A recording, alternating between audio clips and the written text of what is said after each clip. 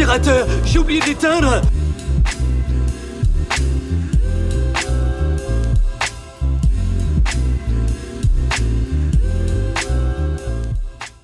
Salut tout le monde et bienvenue sur l'écran fou, et aujourd'hui parlons de l'énième blockbuster de Disney, l'énième adaptation live, donc Mufasa, préquel du Roi Lion, qui est censé effectivement relater la jeunesse de Mufasa, donc vous savez, le père de Simba, et notamment sa fraternité avec Scar.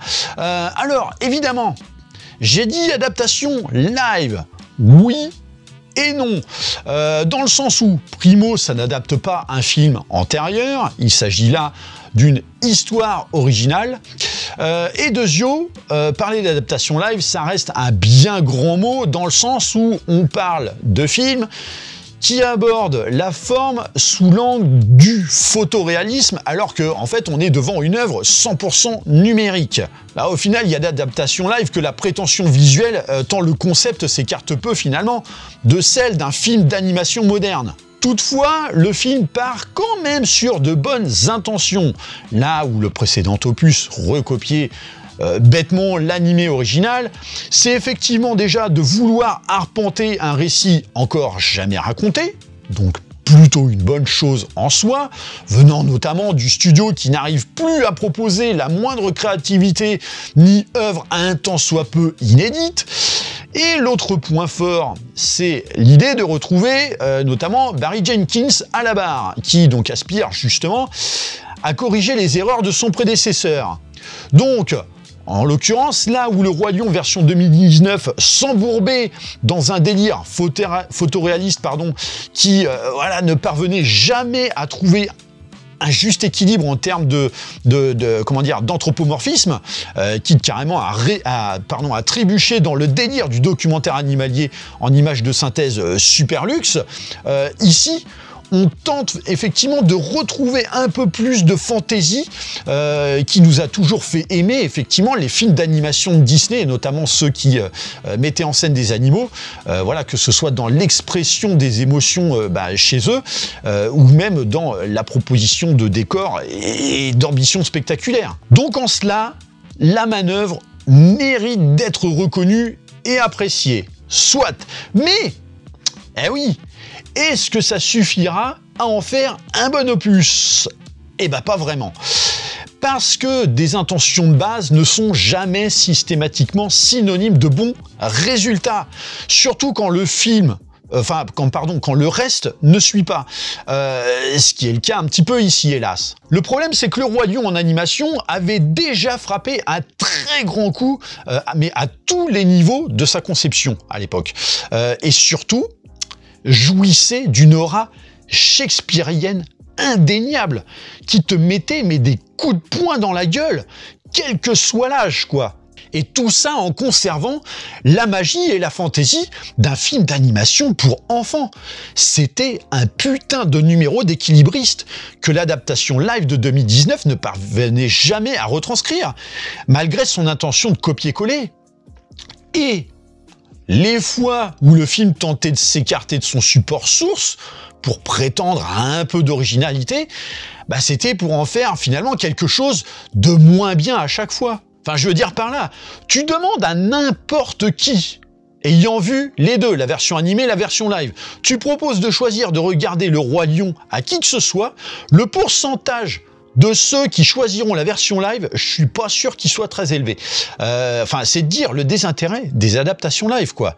Et le problème, c'est que Barry Jenkins a beau avoir toutes les ambitions du monde de bien faire, il échappe pas, de toute façon, au sempiternel risque d'être un faiseur talentueux, parmi d'autres, qui se fera littéralement aplatir par le rouleau compresseur de Mickey dans une entreprise molle du genou, une de plus, quoi, dont la créativité et le travail de base n'est pas à la hauteur du budget alloué, parce qu'on parle quand même d'un film avec un budget de dingue, quoi. Donc déjà, là où on espérait que le film saurait nous narrer une histoire qui nous casse un petit peu de la trame de base de son prédécesseur, en fait, il parvient jamais à trouver une identité de fond, parce que il ne fait que repomper les ingrédients du Roi Lion, afin finalement d'en raconter entre guillemets autre chose, du moins ça c'est dans l'intention de base, hein, et du moins c'est ce qui a été vendu dans la promo, jusqu'au moment de trébucher inexorablement dans la redite systématique du plot principal, quoi. Et on se surprend même à compter durant le film, sur ses petits doigts, le nombre de séquences ou autres situations qui ne font que réemprunter à son matériau source, au point qu'on ne finit par voir que ça. C'est dire, toi, quand tu étais venu voir avant tout un récit qui arpentera une fraternité en voie de dualité future, tout ça finira relégué au second plan, là aussi pour reprendre les mêmes caps que ceux du Roi Lion. Donc bah oui, le manque d'originalité et de magie dans l'histoire ternit inexorablement la forme, parce que bah, malheureusement on ne parvient pas à se captiver en tant que spectateur pour les aventures de nos personnages. Tant ce qui nous a été vendu via le pitch de base ne colle pas au résultat que l'on a à l'écran. Donc je parle en l'occurrence ici de cette rivalité naissante troquée pour finalement en grande partie une romance qui ne fait que nous ramener au souvenir de celle entre Simba et Nala, alors qui certes avait son utilité dans le Roi Lion. Sauf que ici on s'en fout. C'est pas ce qu'on est venu chercher, quoi. Mais pourtant, eh ben c'est ce que vous aurez malgré tout, voilà. Toi, si tu veux découvrir un film qui explore la naissance d'une scission fraternelle, non, clairement c'est raté. Et c'est d'autant plus navrant que des films comme ça, il y en a plein, mais de meilleurs sur un tel sujet. Et même encore cette année, il y en a eu. Et en plus, sur un plan familial, qui est adapté aussi pour les enfants. Rien que le film d'animation Transformers, qui met bien plus à l'honneur, et de manière cohérente, cette future rivalité entre frères de cœur, quoi. Ah oui, parce que là où on pensait que Scar et Mufasa étaient frères de sang jusqu'à présent, eh bien ce film met un point d'honneur à t'expliquer que, en fait non, voilà, c'est pas du tout le cas. Tout comme le film va également chambouler l'idée préconçue du film original que Mufasa était le roi légitime. Donc ici, le développement de cette évolution fraternelle passe à la moulinette, sans une véritable clarté, et alors on se surprend à découvrir comment Taka, donc Scar, devient celui qu'on a connu dans le Roi Lion, mais sauf que c'est une transition qui tombe comme un cheveu dans la soupe, quoi. Mais notamment par des espèces de manœuvres malhabiles pour ne laisser place finalement qu'à un parcours initiatique morcelé d'interventions narratives en l'occurrence de Rafiki, afin de placer au forceps les clins d'œil. Donc bon, une narration qui n'est là que pour décorer et faire de bons gros appels du pied aux fans, notamment par la présence de Timon et Pumba et leur blagounette à 2 balles, mais de manière tellement forcée que ça en devient presque embarrassant, voilà, voire même pire, ça te flingue littéralement le tempo, parce que, en fait, ces interventions, déjà à la limite du débile, bon, alors qui certes feront sourire les plus jeunes, en fait, ces interventions nuisent au rythme et à la dramaturgie qui est déjà assez bancale, du fameux récit principal, quoi. Et c'est évidemment sans parler de cette jonction entre les deux films, qui t'est envoyé en pleine figure avec la subtilité d'un éléphant dans une boutique de porcelaine. Mais si encore ça s'arrêtait là. Mais non, parce que, n'oublions pas, à ce dont nous avons affaire. Donc un film Disney dans son plus pur appareil. Donc forcément, ça passe par l'exploitation de la chansonnette propre à tout film de chez Mickey. Et là, je sais pas ce qui s'est passé, clairement. C'est-à-dire que non seulement c'est souvent du remake mal déguisé, voilà, des chansons du premier film, qui tend davantage à percevoir les séquences qui les exploitent comme de la repompe du film original, mais en plus, c'est pas bon du tout, quoi. Pourtant, c'est Lin-Manuel Miranda à l'écriture et à la composition de ces chansons. Et le mec, pourtant, a su nous prouver son efficacité et son talent sur des œuvres Disney. Mais là, wow, les paroles sont épouvantables. Et quand ça essaie d'être quelque peu inédit, c'est totalement oubliable, hein. Et tu ne peux définitivement pas adhérer à une compo dont les morceaux phares ne feront que rappeler les chansons originales et démontrer davantage le désintérêt de ces nouvelles moutures. En fait, le problème, c'est que l'intention de Barry Jenkins de revenir à quelque chose de plus fantaisiste que ce qu'avait fait Jon Favreau en 2019 révèle selon moi le problème des œuvres actuelles de Disney en live. À savoir que Mufasa essaye de retrouver effectivement un esprit propre au film d'animation de l'écurie, mais toujours avec un rendu photoréaliste. Et on le sait, si les films d'animation de chez Mickey, de manière générale, traversent allègrement les décennies, dans l'esprit des gens, on peut pas en dire autant des adaptations live qui s'enchaînent et disparaissent aussi sec de la conscience collective. Enfin voilà, les spectateurs préfèrent retrouver la magie des histoires phares à travers celles des animations qu'ils ont pourtant déjà vues 20 fois plutôt que de se réinfliger un second visionnage d'une version réaliste. Et Mufasa, je pense, aurait eu beaucoup plus à gagner, notamment sur la durée, à exister en animation. Parce que, bon, faut pas se leurrer. Oui, le film va cartonner, au même titre que Le Roi Lion, qui était sorti en live en 2019, avec son 1,6 milliard de dollars de recettes.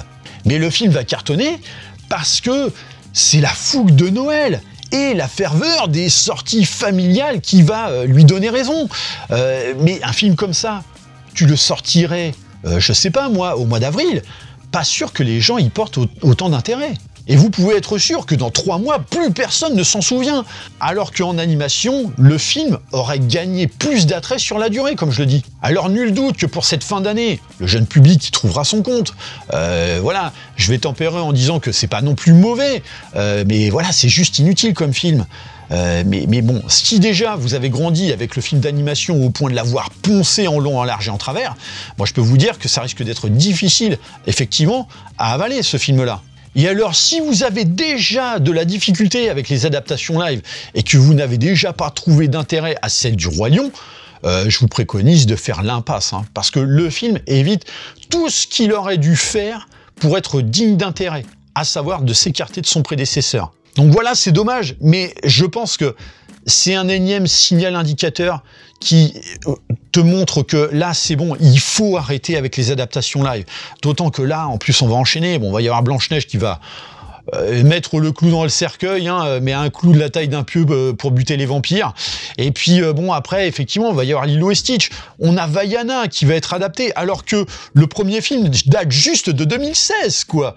Donc voilà, je pense qu'il est temps que ça s'arrête, ou alors du moins qu'ils fassent des breaks. Ils ont beaucoup trop enchaîné les adaptations live, au point que finalement, ça ne reste pas dans la conscience collective, parce que justement, les gens n'en ont plus rien à foutre, parce qu'on ne laisse pas ces œuvres respirer dans le temps. Voilà, contrairement aux adaptations animées, enfin aux films animés d'origine qui, eux, ont eu le temps, justement, d'exister dans la tête des gens, de devenir des cultes, d'entretenir justement toute cette mythologie autour des franchises Disney et compagnie.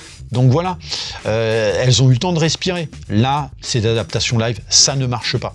Il faut que ça s'arrête. Il faut vraiment que ça s'arrête, ces conneries. C'est bien beau, effectivement, de faire des films qui, bon, vont peut-être cartonner, hein. Là, je le dis, je pense qu'au box-office, le film va cartonner, parce que c'est Noël. Mais malheureusement, ce qu'il y a, c'est que, sur le plan critique, déjà, c'est pas dingue, et c'est surtout qu'arrivé un moment, les gens finiront littéralement par se lasser pour des films qui coûtent quand même très cher, quoi. Donc voilà. En tout cas, n'hésitez pas à me dire dans les commentaires si vous, ce film vous intéresse, si vous allez le voir, si vous y êtes déjà allé. Si c'est le cas, effectivement, qu'est-ce que vous en avez pensé? Bien sûr, pensez à liker et partager la vidéo. Pensez à vous abonner à la chaîne de manière à vous tenir informé des prochains contenus. Et comme d'habitude, je vous dis à très bientôt pour une prochaine vidéo. Allez, bye.